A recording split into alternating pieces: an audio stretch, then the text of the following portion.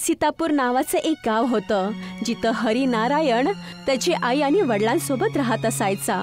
हरिनारायण एक डाकी होता. हरिनारायणला प्राचीन गोष्टी गोळा करणं आणि त्यांना सांभाळून ठेवण्याचं खूप जास्त शौक होता. भाऊ रामदास, आज काय घेऊन आलाय कबाडखान्यामध्ये? जे माझ्या कामाचं आहे? हो साहेब, तुमचीच वाट बघत होतो. आज शहरामध्ये आम्हाला एक कबाड टीव्ही मिळालाय, बस त्यालाच घेऊन आलोय. रामदास हरिनारायणला कबाड टीव्ही दिसू लागतो. टीव्ही खूप जुना होता. या टीव्हीचा काही उपयोग तर आहे नाही, पण मी याला बनवून माझ्या घरी लावून टाकेल. माझे आई वडील नेहमी घरीच असतात, कमीत कमी ते टीव्ही लावून बघू तर शकतील. जी, मी पण तुम्हाला तेच सांगत होतो की तुम्ही याला घेऊन जा. मी याला घेऊन जात आहे. हिशोबामध्ये पैसे लिहून ठेव. हरिनारायण त्या कबाड टीव्हीला घेऊन त्याच्या घरी येतो आणि पूर्ण रात्र जागून त्या टीव्हीला बनवू लागला. जसंही विजेला टीव्ही जोडला गेला, टीव्हीवरती एक प्रोग्राम येऊ लागला. आमच्या सोबत बघा, वखरा नखरा ससुराल. हरिनारायणचे आई वडील दोघेही तिथे आले. हे तर खूप चांगलं केलं बाळा, तू याला आणून. अहो, शांत बसा आणि मूवी बघू द्या मला. शेवटच्या वेळी आपण शोले बघितली होती, त्याच्यानंतर आपण काहीच नाही पाहिलं. सगळा परिवार बसून टीव्ही पाहू लागला. माझं नाव आहे नगमा. अजिबात घेऊ नका पंगा. सांगा, ही भेंडी कितीची आहे? तेवढ्या तिथे एक बाईकवाला आला आणि नगमाच्या गळ्यातला तिच्या सोन्याचा हार चोरला आणि गेला. नाही, सोडा, माझ्या हारला सोडा. नाही, ही खरंच चांगली सिरियल आहे. खूप आनंद झाला असं बघून. तुम्ही दोघं जावा, मी जरा बाजारात जाऊन भाजी घेऊन येते. जसं विमला देवी बाहेर सब्जी घ्यायला गेली, तिथे एक बाईकवाला जोरात गाडी चालवत आला आणि विमला देवीच्या गळ्यातलं सोन्याचा हार घेऊन निघून गेला. अरे, हे काय झालं? चोर चोर चोर! माझा सोन्याचा हार घेऊन पळाला चोर! जोपर्यंत त्याला कोणी पकडणार, तो बाईकवाला फरार झाला. ही बातमी ऐकून हरिनारायण म्हणाला, काही गोष्ट नाही आई, हे सगळं तर होतच असतं. तू चिंता नको करू. मी अजून मेहनत करेल आणि तुला एक चांगल्या सोन्याचा हार आणून देईल. एवढं बोलून हरिनारायण सगळ्यांच्या घरी चिठ्ठी देण्यासाठी गेला. हरिनारायण सगळ्यांना त्यांची चिठ्ठी देऊन स्वतःच्या घरी आला आणि घरी पोहोचल्यानंतर बघितलं की पूर्ण परिवार एकदम आरामामध्ये टीव्ही पाहत आहे. या आमच्या सोबत बघा, वखरा नखरा परिवार. जसंही हरिनारायणच्या वडिलांनी टीव्ही मध्ये पाहिलं, त्या म्हाताऱ्या व्यक्तीचा बटवा एक बुटका चोरून घेत आहे. ठीक तसंच हरिनारायणच्या वडिलांसोबत झालं. हे काय, माझा बटवा कुठे आहे?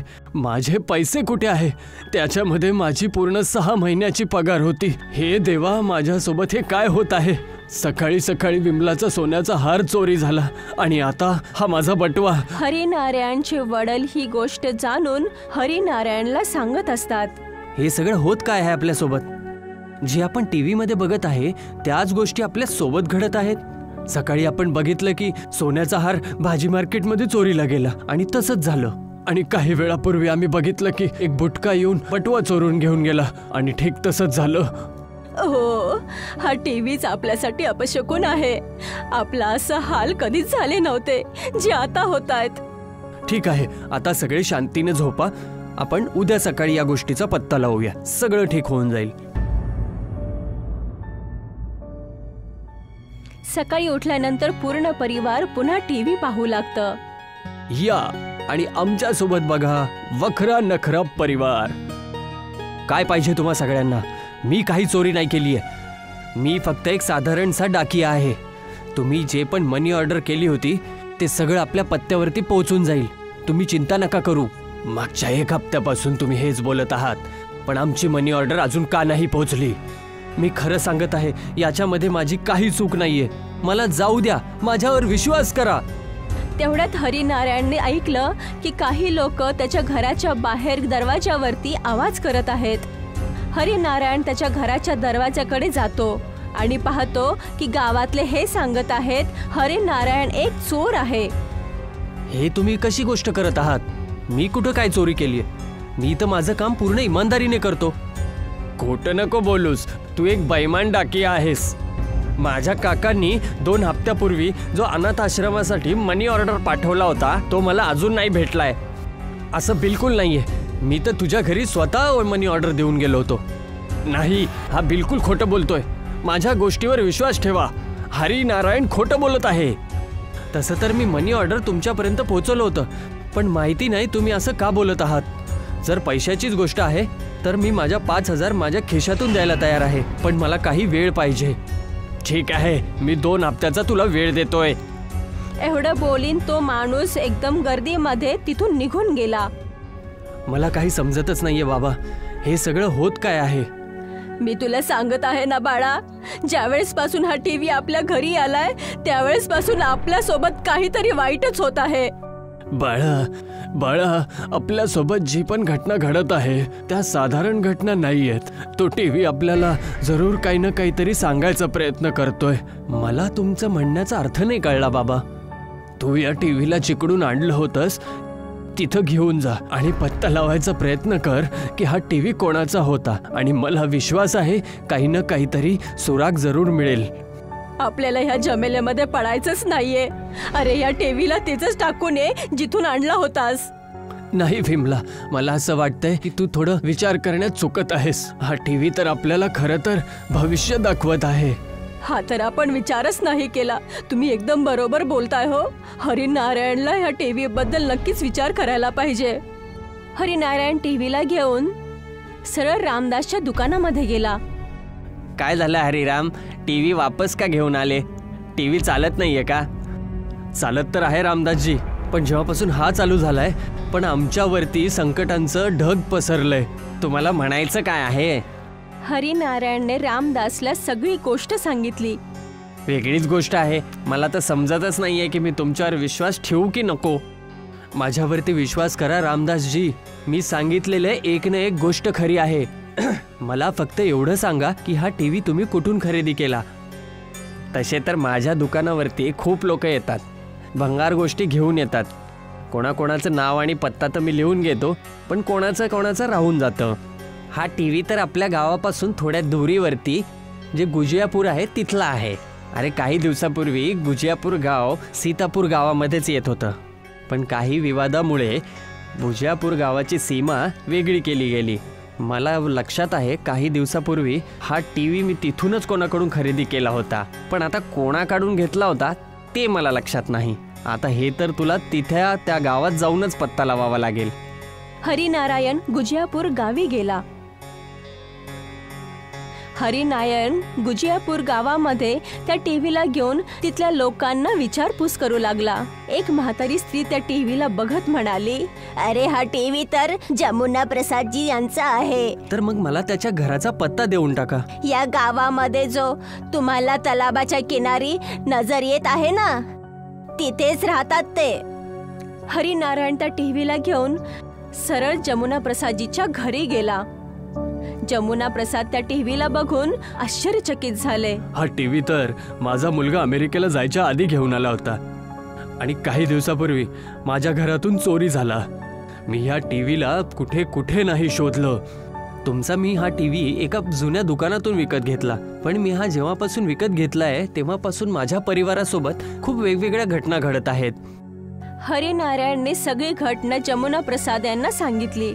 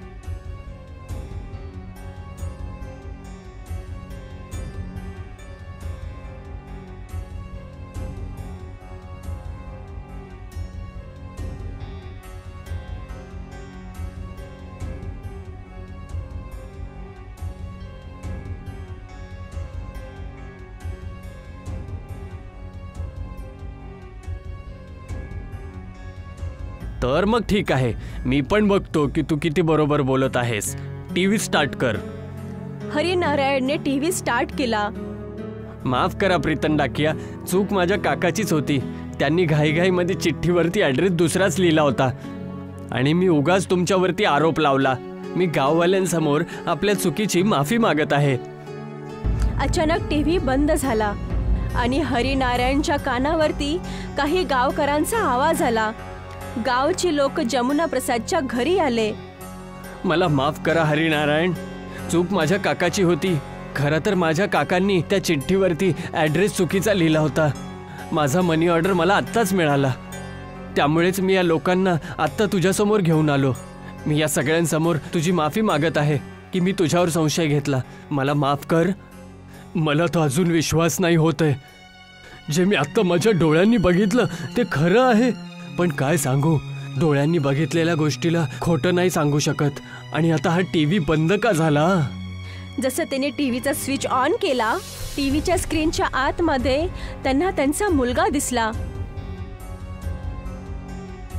मला वाचवा बाबा, मी केव्हापासून वाट बघत आहे की तुम्ही तुमच्या हाताने या टीव्हीच्या स्विचला ऑन करताल. अरे असं कसं होऊ शकतं? माझा मुलगा तर अमेरिकेला गेलेला आहे. मला क्षमा करा बाबा, मी काही अमेरिकेला नाही गेलो, ताकी यावेळेला कुंकवाच्या समुद्रात फसलेलो आहे. स्क्रीनच्या आतमध्ये सिंदूर सारखं दिसणाऱ्या लाल समुद्रामध्ये जमुना प्रसादचा मुलगा फसलेला होता. पण तू कुंकवाच्या समुद्रामध्ये कस काय फसलास? आणि हे काय आहे? बाबा, मी अमेरिकेला जायला निघालोच होतो की अचानक माझी नजर गावाच्या बाजूला एक खूपच जुन्या पिंपळाच्या झाडाखाली झोपलेल्या एका साधूवर पडली. त्यांच्याजवळ एक हिऱ्याचा कलश ठेवलेला होता. त्याला बघून माझ्या मनामध्ये लालचीपणा झाला. जसाच मी त्या कलशला चोरायचा प्रयत्न केला, अचानक साधूंचा डोळा उघडला आणि त्यांनी मला श्राप दिला. आणि तेव्हापासून मी या कुंकवाच्या समुद्रात फसलोय. मी त्यांना खूप माफी मागितली, गिडगिडलो. तेव्हा त्यांनी सांगितलं की तू कुंकवाच्या समुद्रातच कैद राहशील, पण तुझी आत्मा तुझ्या शेवटच्या आणलेल्या गोष्टीसोबत जोडलेली असेल आणि तुला या कुंकवाच्या समुद्रातून तोच व्यक्ती बाहेर काढू शकतो जो मनाचा खरा असेल आणि ज्याच्या मनामध्ये दुसऱ्याबद्दल दया असेल. माझी आणलेली शेवटची वस्तू हाच टीव्ही होती बाबा. तू मला सांग माझ्या बाळा, मी तुझी मदत कशी करू शकतो? फक्त हरिनारायणच माझी मदत करू शकतो, कारण गावामध्ये हा एकच आहे ज्याच्या मनामध्ये दया आहे. जमुना प्रसादचा मुलाची गोष्ट ऐकून गावाचे सगळी लोक आश्चर्यचकित झाले. त्यांच्या डोळ्यामध्ये आता हरिनारायणच्या प्रती सन्मान होता. मी तुझी मदत करायसाठी तयार आहे. मला सांग, मी तुला कसा वाचू? तू ह्या कुंकवाच्या समुद्राला बघत आहेस ना? तुझे डोळे बंद कर आणि याच्याबद्दल विचार कर. तू स्वतः टीव्हीच्या आतमध्ये ओढला जाशील. जमुना प्रसादच्या मुलाच्या सांगण्यावरून हरिनारायणने तसंच केलं. काही वेळानंतर जेव्हा त्याने डोळे उघडले, सिंदूरच्या समुद्रामध्ये जमुना प्रसादच्या मुलासोबत उपस्थित पाहिलं. मी इथं आलो तर आहे, पण मी आता तुला कसं बाहेर काढू? हे तर मला पण नाही माहिती. हरिनारायण कोणत्या तरी विचारामध्ये गहन डुबला. मला समजलं. त्या साधूने तुला हे सांगितलं होतं की जो व्यक्ती मनाचा खरा असेल तो त्याचे डोळे बंद करून कुंकवाच्या समुद्राबद्दल विचार करेल, तर तो कुंकवाच्या समुद्रामध्ये स्वतःच पोहोचेल. आणि तोच व्यक्ती जर डोळे बंद करून इथून बाहेर जाण्याबद्दल जर विचार करेल तर मग बाहेर बहुतेक निघू शकेल. एवढं बोलून हरिनारायणने त्याचे डोळे बंद केले. काहीच वेळामध्ये ते दोघं टीव्ही स्क्रीनच्या बाहेर आले. तू खरंच खूप चांगला व्यक्ती आहेस हरिनारायण. गावातल्यांच्या नजरेमध्ये हरिनारायणच्या प्रती सन्मान अजून जास्त वाढला. जमुना प्रसादचा मुलगा आता श्राप पासून मुक्त झाला होता. हरिनारायण आता आनंदाने त्याच्या घरी आला. अनंतपूर गावामध्ये नरेंद्र नावाचा एक माणूस होता. नरेंद्राचा गावामध्ये एक धाबा होता. नरेंद्र इमानदारीने त्याचा धाबा चालवत होता आणि जे पण जेवण वाचत होतं ते जवळपासच्या सगळ्या कुत्र्यांना तो खायला द्यायचा. एक दिवस त्याच्या धाब्याजवळ एक माकड आलं. ते माकड नरेंद्राच्या हातातली रोटी पाहत होता. अरे, तुला पण चपाती खायची आहे? ये ये ये ये, खा खा. नरेंद्रने ती रोटी जमिनीवरती ठेवली आणि माकडाने ती पटकन उचलली. अरे वा. नरेंद्रने अजून काही रोटी जमिनीवरती ठेवल्या आणि माकडाने त्यांनाही उचललं आणि तिथून तो पळून गेला. तो प्रत्येक दिवशी संध्याकाळी नरेंद्रच्या धाब्याजवळ यायचा आणि नरेंद्र त्याला राहिलेल्या सगळ्या रोटी खायला द्यायचा. तुम्ही या माकडाची आदत खराब करून टाकली आहे मालिक. हा रोज इथे येऊन खायला बसतो आणि आता तर तुम्ही याला चांगल्या चपात्या खाऊ घालतायत. अरे काही नाही होत अशोक. तुझ्या आणि माझ्या परिवारासारखा त्याचा पण एक परिवार आहे. त्यांच्यासाठी तो चपात्या घेऊन जातो बस. अरे तुम्हाला कसं माहित मालक? अरे हा जर एकटा असता तर इथेच खाल्लं असतं त्याने. पण हा खूप चतुर आहे. चपाती घेऊन जातो. जेवढ्या चपात्या देशील सर्वच्या सर्व घेऊन जातो. तर तो नक्की आपल्या परिवाराला खाऊ घालत असेल आणि नंतर स्वतः खात असेल. हो होऊ शकते. आता जा आणि त्याला चपाती खाऊ घाल. त्या बेजुबान जनावराला खाऊ घालून आपलं काही बिघडणार नाहीये. अशोकने माकडासमोर 2 रोटी ठेवल्या आणि ते रोटी घेऊन माकड पळून गेला. असं हे रोज चालू राहिलं. आता माकड त्यांच्या मुलांसोबत रोटी घ्यायला येऊ लागला होता आणि नरेंद्र त्याला आता जास्त रोटी देऊ लागला होता. नरेंद्रचा धाबा पण खूप चांगला चालला होता. त्यासाठी त्याने अजून एका मुलाला नोकरीवरती ठेवलं होतं. त्याचं नाव होतं माणिक. अशोक जेवण बनवत होता आणि माणिक ते जेवण ग्राहकांपर्यंत पोहोचवत होता. सगळं व्यवस्थित चाललं होतं आणि एक दिवस नरेंद्रचा ऍक्सिडेंट झाला. एका टेम्पोने त्याला धडक मारली. नरेंद्रचा हॉस्पिटलमध्ये उपचार झाला. त्याचा जीव तर वाचला होता पण त्याचा पाय काम करत नव्हता. आता तो अपंग झाला होता. नरेंद्रची बायको सुद्धा तिचा रडून रडून बेजार झाली होती. माहित नाही देवाला आमच्या सोबत वाईट करताना काहीच कसं वाटलं नाही. आमच्या सोबतच हे सगळं एवढं वाईट घडवून आणलं. अरे सुधा, देवाची कृपा समज की मी अजूनही जिवंत आहे. आता तुम्ही कसं आयुष्य जगणार? जसं देवाला ठीक वाटेल तसं जगेल. नरेंद्र प्रत्येक गोष्टीमध्ये चांगल्या गोष्टी पाहत होता. भलेही त्याचा ऍक्सिडेंट झाला आणि त्याचा पाय त्यांनी गमावला पण तरीही तो जिवंत होता. याच गोष्टीने तो खूप आनंदी होता. नरेंद्रच्या ऍक्सिडेंट नंतर धाबा खूप दिवस बंद राहिला आणि नरेंद्र हा घरीच राहत होता. असं कसं चालेल सुधा? वाटतंय मला ढाबा परत सुरू करावाच लागेल. पण आता तुम्ही हे सगळं एकट्याने कसं करणार? अरे सुधा, मी एकटा कुठे आहे? तू आहे ना सोबत? आपण दोघे मिळून परत ढाबा उघडूया. काय म्हणतेस? चालेल. नरेंद्रला काही करून त्याची परिस्थिती बदलायची होती. दुसऱ्या दिवशी सकाळी नरेंद्र आणि त्याची बायको सुद्धा धाब्यावरती पोहोचले. धाबा खूपच घाण झाला होता. दोघांनी मिळून त्याला साफसफाई केली. ऐका ना, आपण धाब्याची सफाई तरी केली पण ह्याला चालवायचं कसं? बघ सुधा, मी जेवण बनवतो आणि तू ग्राहकापर्यंत पोहोचवशील आणि टेबल वगैरे साफ करशील. अरे काही दिवसानंतर जेव्हा थोडे पैसे येईल तेव्हा एका मुलाला कामावर ठेवूया. आणखी काय हवंय? जसं तुम्ही म्हणाल. याच विचाराने नरेंद्रने पुन्हा एकदा ढाबा चालू केला. त्याने देवाची पूजा केली आणि नंतर त्याने शेगडी पेटवली. काहीच वेळात काही ग्राहक आले. अरे वाह, खूप दिवसानंतर ढाबा उघडलाय. पण जेव्हा ग्राहकाने नरेंद्रचा पाय बघितला त्याला त्याच्या प्रती खूप सहानुभूती वाटली. अरे रे, विचार केला नव्हता असं काही झालं असेल. जाऊ द्या, होणाऱ्या गोष्टीला कोण टाळू शकते? तुम्ही मला एक लंच प्लेट द्या. हो हो, आता देतो. नरेंद्र जेवण बनवू लागला आणि सुधा ग्राहकांना जेवण देऊ लागली. त्यांचा गाडा जसा तसा चालू राहिला. पहिल्यापेक्षा कमी होतं पण दोघे मिळून पैसा कमवत होते. असंच काही दिवसापर्यंत सगळं ठीकठाक चालू राहिलं. नरेंद्रने त्या माकडाला पुन्हा एकदा रोटी द्यायला सुरुवात केली आणि तो माकड पण धाब्यावरती रोज येऊ लागला. एक दिवस सुधाची तब्येत खूप खराब होती. तब्येत खराब असून पण ती धाब्यावरती यायला तयार होती. अरे सुधा, तुला तर खूप ताप आलाय. तू या परिस्थितीत कसं काम करशील? तुला आराम करायला पाहिजे. आज ढाबा मी एकटा चालवेल, तू चिंता नको करूस. पण तुम्ही एकट्याने कसं करणार हे सगळं? तू चिंता नको करू, मी करून घेईन. तू आराम कर, आराम. जेव्हापासून मी अपंग झालो तेव्हापासून तुझं काम खूप वाढलंय सुधा. आज एक दिवस तर आराम कर. सुधाला आराम काहीच करायचा नव्हता पण तरी पण नरेंद्रने तिला घरामध्ये आराम करण्यासाठी सांगितलं. नरेंद्र एकटाच धाब्यावरती गेला. त्याने धाबा उघडला. काही वेळातच ग्राहक आले. भाऊ 2 चहा द्या. हो हो आता आणतो. नरेंद्र स्वतः चहा बनवत होता आणि त्या वैसाखीच्या आधाराने तो ग्राहकांना चहा देत होता. असंच तो लंगडत लंगडत जेवण वाढत होता. रोज तिथे येणारं माकड त्याची मजबुरी पाहत होता. माहित नाही त्याने काय विचार केला. तो धाब्याकडे पळत गेला आणि त्याने नरेंद्रच्या हातातून जेवण घेतलं आणि स्वतः पळत ग्राहकांकडे गेला. नरेंद्र चिंतित होता. त्याला काही समजत नव्हतं की हे माकड असं का करतोय. माकड तिथे जमिनीवरतीच बसला. काही वेळातच काही ग्राहक अजून आले. भाऊ 3 लंच प्लेट द्या.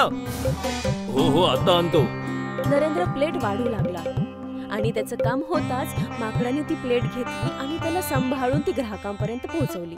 परत माकड दुसरी प्लेट घ्यायला आला आणि नंतर तिसरी. सगळ्या ग्राहकांना आश्चर्य वाटत होतं. अरे भाऊ हे तर खूप चांगलं आहे. पण तुमच्या ढाब्यावर माकडं पण काम करतात का? नाही नाही नाही, ते काम नाही करत. हा माकड माझी मदत करतोय. मी याला चपाती खाऊ घातली होती आणि हा बिचारा माझ्या मदतीसाठी काम करतोय. हो अच्छा. पूर्ण दिवस माकड नरेंद्र सोबत काम करत होतं. दुपारच्या वेळीस नरेंद्रने माकडाला 3-4 रोटी दिल्या आणि रोटी घेऊन माकड तिथून निघून गेला. वाटतंय हा आता परत नाही येणार. पण नरेंद्रला खूप आश्चर्य वाटलं कारण काही वेळातच खूप सगळी माकडं सोबत आली. आता त्याच्यासोबत 2 मुलं आणि त्याची बायको पण होती. माकडाने त्याच्या मुलांना जवळच्या झाडावरती बसवलं आणि तो आणि त्याची बायको धाब्यामध्ये आतमध्ये येऊन बसले. आणि जेव्हा पण जेवण तयार होत होतं तो आणि त्याची बायको दोघंजण ते ग्राहकांपर्यंत पोहोचवायचे आणि जेवलेले प्लेट पण परत घेऊन यायचे. सकाळपासून संध्याकाळपर्यंत हे काम चालूच राहिलं. धन्यवाद मित्रा. नरेंद्रने माकडाच्या परिवारासाठी चांगलं जेवण बनवलं आणि माकड आणि त्याच्या मुलांना खाऊ घातलं आणि त्या दिवसापासून रोजच माकड तिथे जेवण करायला येऊ लागलं.